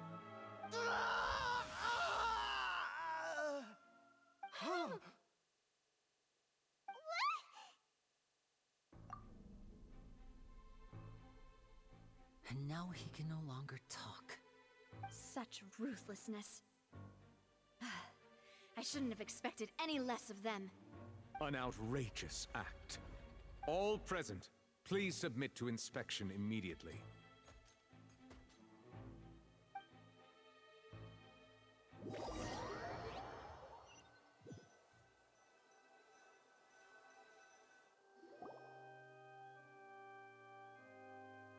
So, we're just going back now? That's true, but... Traveler, Paimon! Please wait. Linny... I know you may not want to speak to me right now. Maybe you don't even want to look at me. But still, let me thank you again for defending me to the end. Even after you learned that I'm a member of the Fatui. I guess. But regardless, I'd like the opportunity to set things straight. I didn't approach you with any ulterior motives or ill intent. I've spoken to you as myself, just plain Linny this entire time. As for why I'm a Fatus, it's because the goals of the House of the Hearth align with those of an orphan like me. That's all. That was how Father, who you might know as the Knave, approached recruiting us back then too. The Knave? The one who controls the House of the Hearth? She's your father? That's right. And since we're here, I was wondering, would you mind hearing a story? It's about my past. Back when our parents first died, Lynette and I were left wandering the streets. To survive, I'll be right I took back. to 1 surreptitiously moment, please. observing an older street performer who did magic. It took me several days to figure out how he pulled off his amazing tricks. I took my sister through several streets until we found a crowded corner, and we began to perform magic tricks there. To my surprise, we proved to be pretty popular, and we could at least stop worrying about where our next meal would come from for a time. But I didn't want my sister to remain a street rat together with me forever. Before long, an aristocrat came to me and claimed that he wished to take us in after watching my performances. So you went from orphans to nobility just like that? That was how we felt at first, too. As if fate was on our side and we could say goodbye to those painful days. But I gradually discovered that while we were called foster children, he was really after my talent for magic tricks. He would constantly take me to all sorts of banquets to garner attention, which he would then use to expand his social circles. That doesn't seem too bad either. Better than roaming the streets at any rate. It took a while for me to realize just how dark his heart really was. After one particular performance at a banquet, I discovered that Lynette was not on the same return vehicle as me. I waited a long time after we returned home, but she did not come back. I went to that noble's bedroom and asked him about her whereabouts. The answer he gave me was, she caught the eye of the most eminent person at the banquet, so I sent her over as a gift. I mean, you'll be able to perform your magic regardless of who your assistant is, yes? Oh no. So he was gonna... But wouldn't Fontaine's laws deal with such people? As far as outsiders are concerned, this is a relationship akin to adoption or foster care, and they have their ways of escaping the eye of the law. I managed to ferret out the location of the mansion of that so-called eminent person and hurried through the night.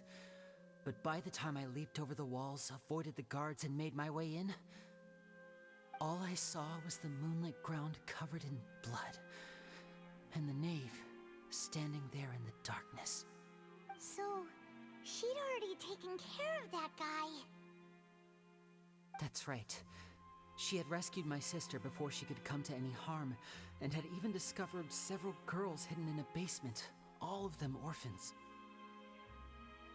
Father, I mean, the knave, might have seen something in me, and so she made me an offer. The House of the Hearth welcomes you, for your interests align with ours. Here, none will ever betray you. Indeed, betrayal shall never be permitted here. I was hesitant to trust her. I mean, I had just been betrayed by nobles.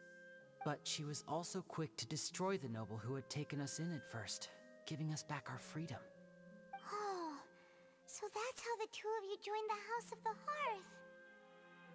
She has her own plans. She has gained permission from the Tsaritsa to first use the Gnosis' power once she obtains it. She plans to use it to find a way to break the prophecy and save Fontaine. So, she believes in that prophecy too? That's right.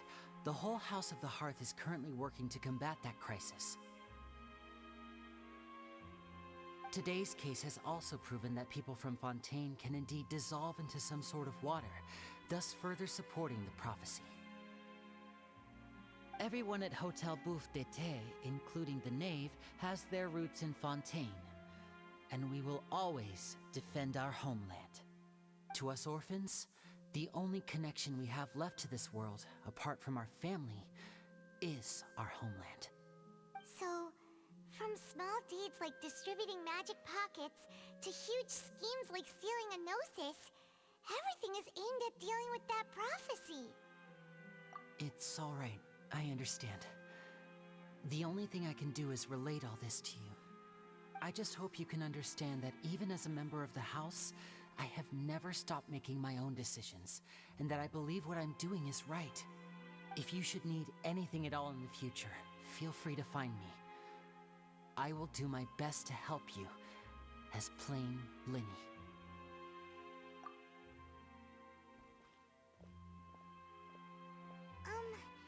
Bye, Linny!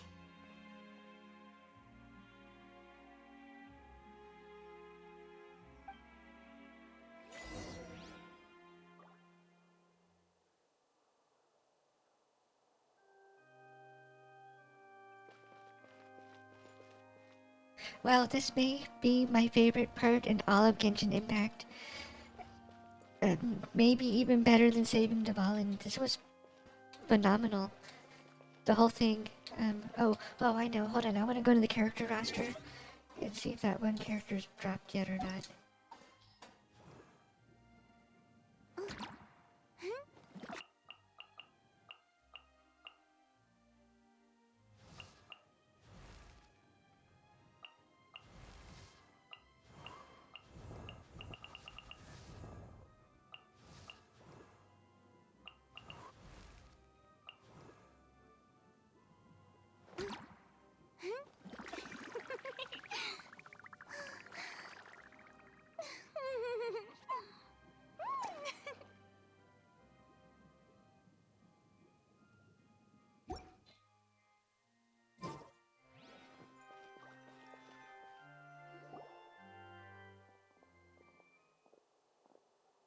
Hey there. What was with the disappearing act you pulled right as the trial ended? Were you looking for us, Navia? Well, this whole thing isn't exactly over, is it?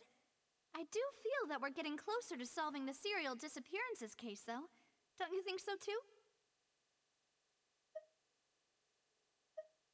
Huh? What's wrong, my dear partner?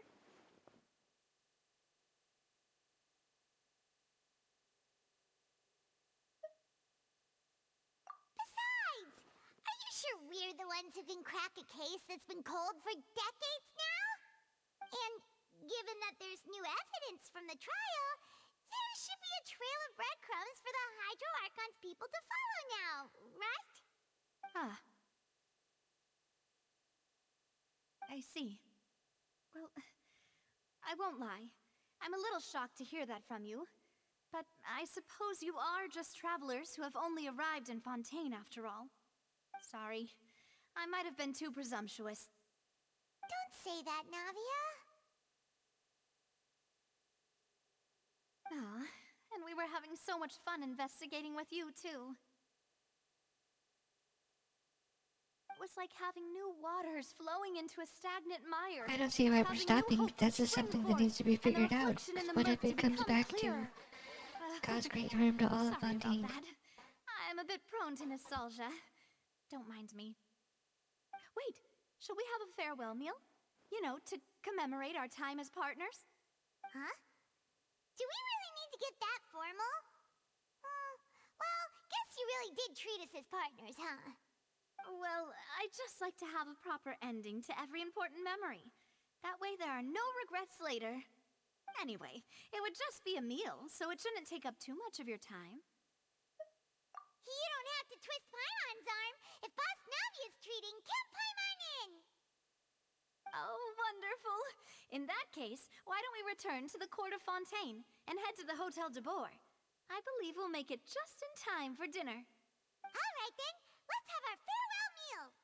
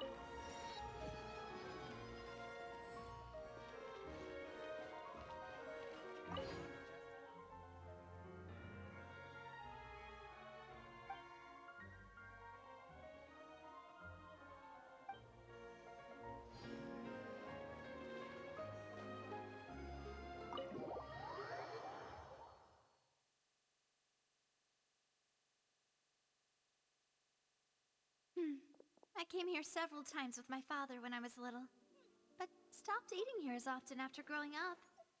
I hope the food here will be to your taste. Oh, don't worry. We haven't eaten at a hotel like this in a while. Paimon's getting excited already. In that case, I'll go order for us first. Please wait here a moment.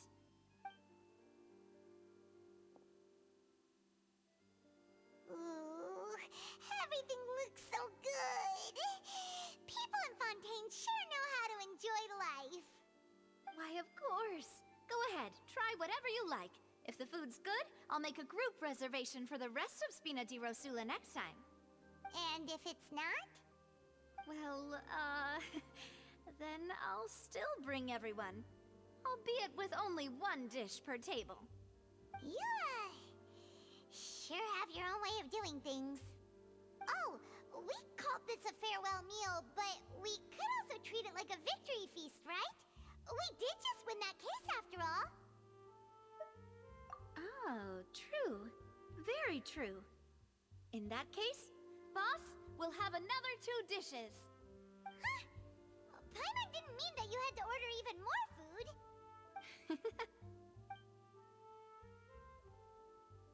Speaking of cases, do you think that the mastermind behind the serial disappearances will get caught soon now that this has all happened? Well, we've certainly taken a big step forward, but I feel that's about it. We know that there's an organization that means to dissolve these young women, but we still don't know what they are really after. If it hadn't happened right in front of us, Paimon wouldn't have ever believed that a person could be dissolved like that. Right? Yet it was because this was such a preposterous notion that the investigation could never really move forward before. Ugh. If only that guy could have finished speaking! We were so close to hearing who was behind it. In such investigations, even the smallest step can seem like a yawning chasm if the trail of clues is cut off. To be honest, I don't have high hopes for any follow-up that the authorities might conduct. It's not that I don't have faith in their ability, it's just that a different perspective is required in some matters. It's easy to guard against and deceive a single narrow perspective. A shift in thinking is required at such times in order to produce a breakthrough, which is exactly why the Spina di Rosula exist. Those highfalutin folk are not all-knowing. That's why we exist, to seep into the cracks where filth falls through, where their watch fails them. That's the kind of problems we solve. Seems Paimon thought things were simpler than they actually are. It's all right. Well, this was supposed to be a farewell meal, so I doubt you have further interest in this business, right? Let's talk about something else. Like, what are your future plans? That's true. We didn't have a chance to speak to her after the trial ended. It didn't really seem like the right time or place to do it anyway. I see. So, your primary objective, which has been foiled so far, was to have a chat with the Hydro Archon. I've heard that there's a long line of people waiting to meet Lady Farina. I suspect you'll be waiting for quite a while, considering that you missed your chance today. Yeah, we've heard that she's super popular here in Fontaine, and that it'll be tough getting any of her time. Well, would you consider some more, unique ways? Perhaps even methods of, let's say, questionable legality? Guess that's Spina di Rosula's boss for you. Chock full of sketchy ideas. Well, what did you have in mind? Well, one way would be to infiltrate a performance troupe at the Opera House, only to abandon your act at the play's climax and ask to speak to her after the performance. I'm sure Lady Farina would be eager to see the ending, and would agree in order to finish watching the play, don't you think? Could you suggest something a little more practical? This plan seems pretty hard to pull off. We'd have to go learn how to act, and acting's really hard. Alright, here's another. Find a way to conceal yourselves under her bed, then wake her up in the dead of night and demand answers. don't let her go back to sleep until she answers all your questions. I can personally testify that this one works. When I'm sleepy, I'll do anything as long as I can finally get some sleep. That might work, but that's not really the problem. The problem is we don't want to get ourselves arrested. Ah, valid point. I overlooked that part. I was just thinking about leveraging a person's desire for sleep. All right, no more joking around. Huh. Perhaps you could... Oh, I don't know. Cut the line when she's on a break. You did defeat her in court, clearing citizens of hers from false accusations. False accusations she had nearly upheld personally. I imagine that she feels quite ashamed about the whole thing. You mean that if we catch her while she's on a break, she might be too embarrassed to refuse? Oh, that does make some sense. Why don't we give it a try after this meal? You know, strike while the iron is hot and all. Huh? Paimon, did you drink my Fanta? Was this your drink?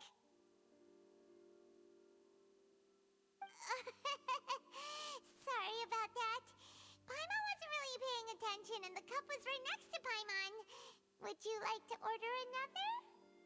No, it's fine. We're just about done here. Alright. Honestly, Paimon wouldn't recommend Fanta anyway. It tastes kind of salty and icky. Is that so? Huh.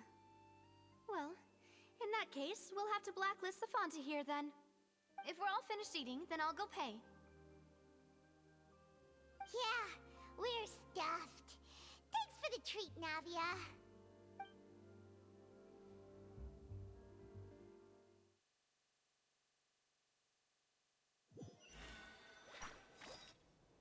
Oh, so full. Paimon can barely float anymore. Nah, that would be so... normal. You know, like you. Okay. As for expenses this month, we're left with... Hey, Navia! What are you doing over there? Oh, nothing. It was just a meal, you know? Nothing the Spina di Rosula can't cover.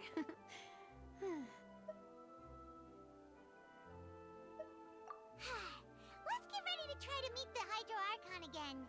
Bye, Navia! So this is goodbye, huh? Well, if you do encounter any other trouble in Fontaine, you're always welcome to contact the Spina di Rosula. I'll give your request the highest priority. In any case, I wish you smooth sailing. I'll see you again, partner. See ya!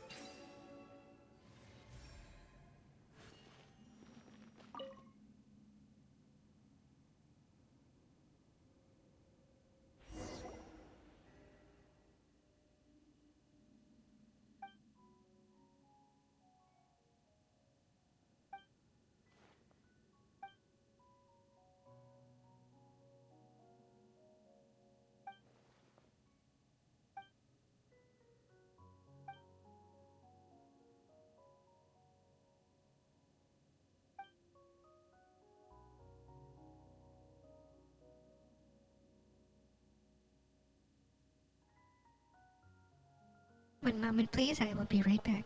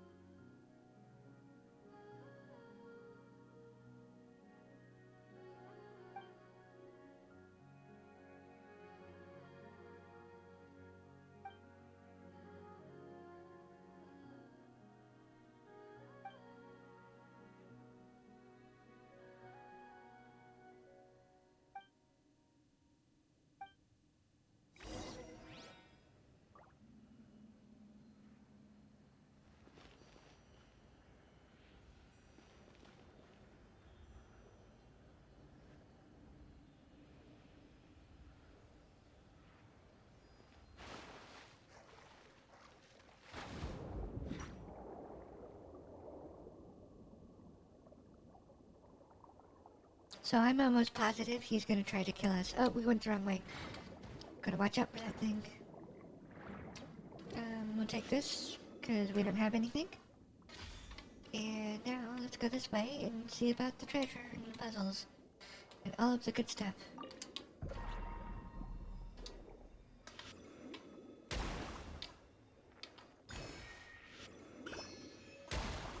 Feel weird for picking on the stuff without having to fight it, but we'll probably need those for a character or something, I'm sure. So it's like two birds with one stone and all of that.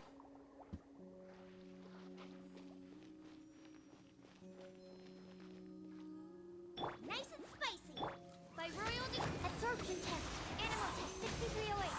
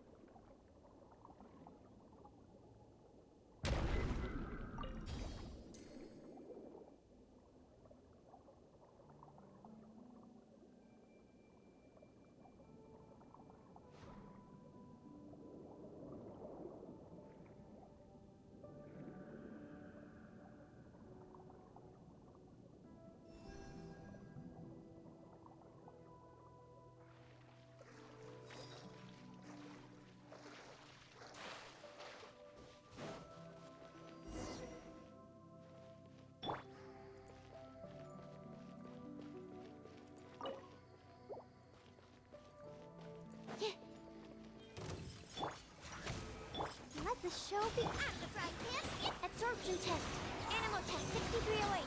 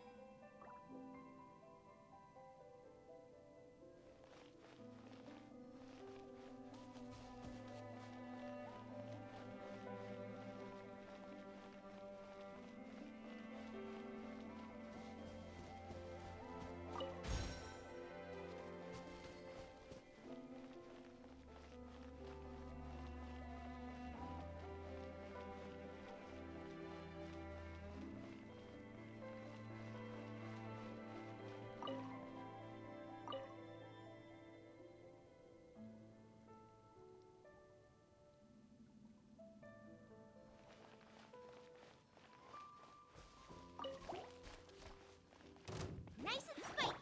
Odds for me. Stand clear. Absorption test.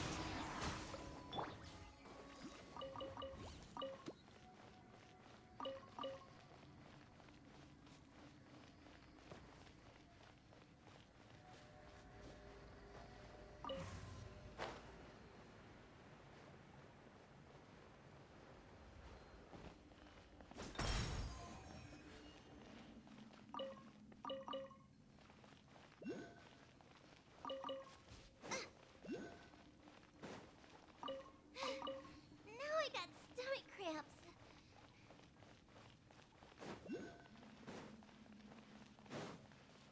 Boba, get by royal decree.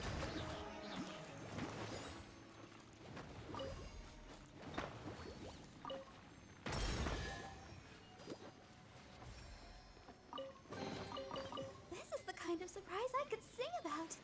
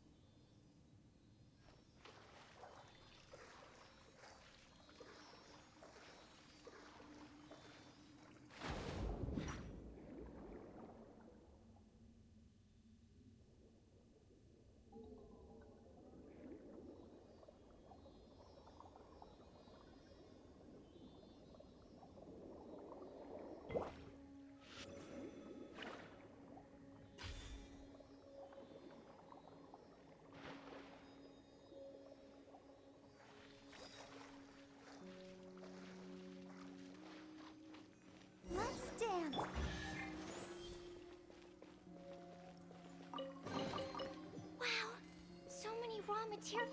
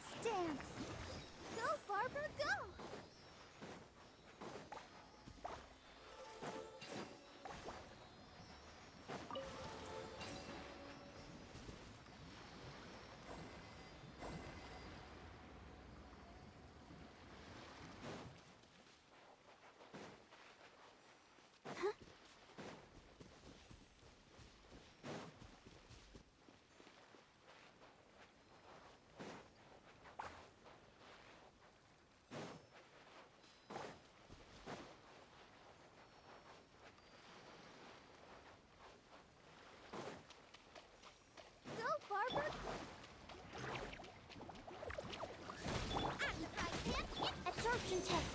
Stand clear.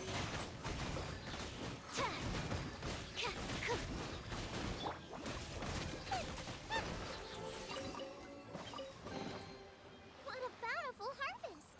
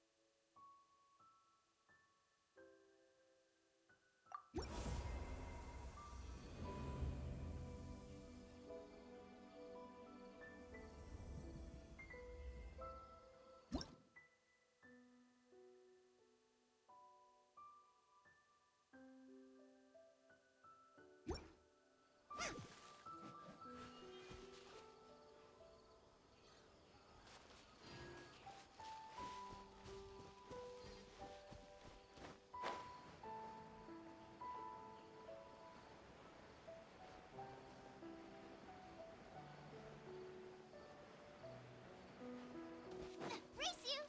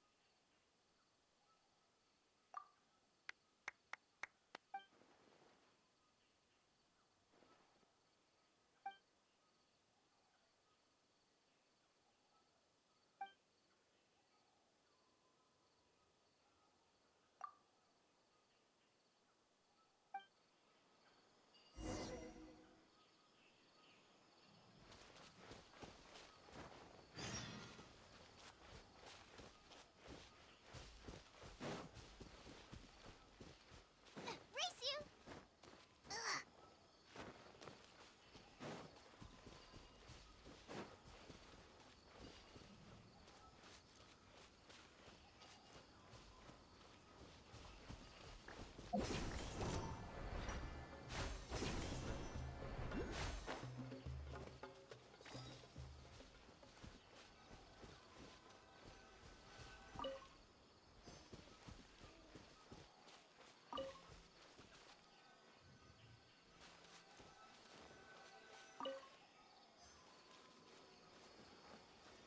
That's close enough. A new punching bag. By Royal Boba, get them! Animo test 6308.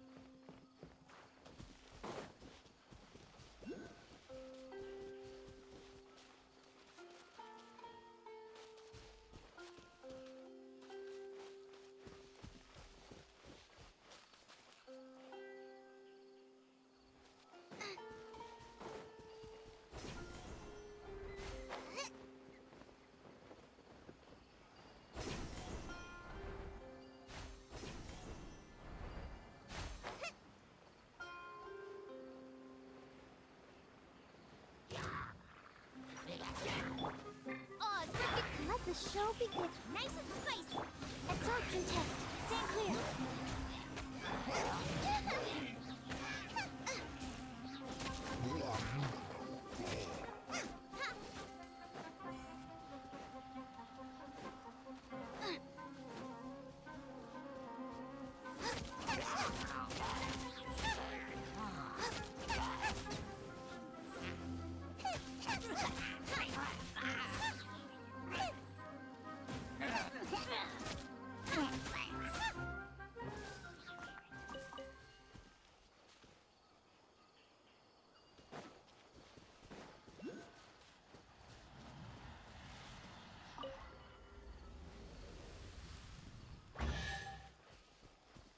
Race you!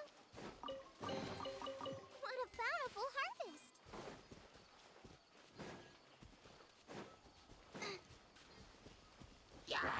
I'm the bride. Animal test 6308. Absorption test.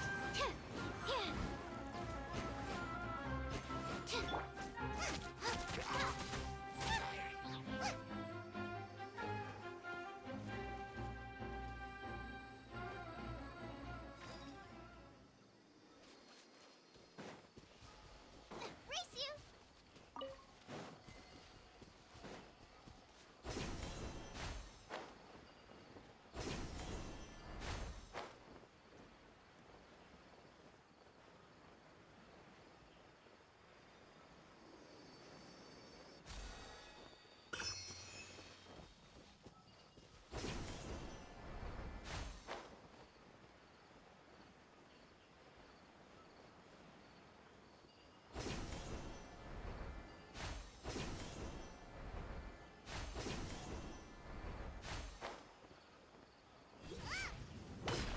Nice and spicy by royal decree.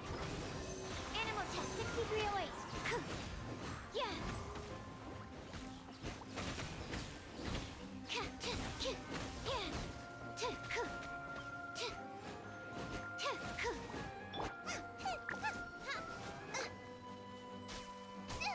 That really hurt.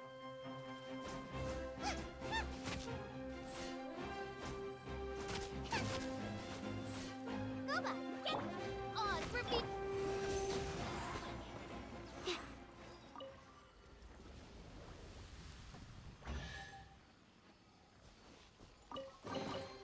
Chests appearing out of thin air? This needs research.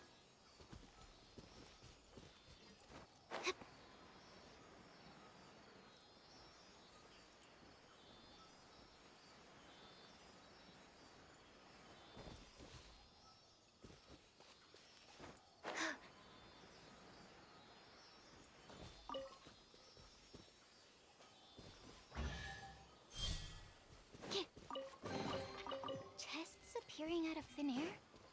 This needs research.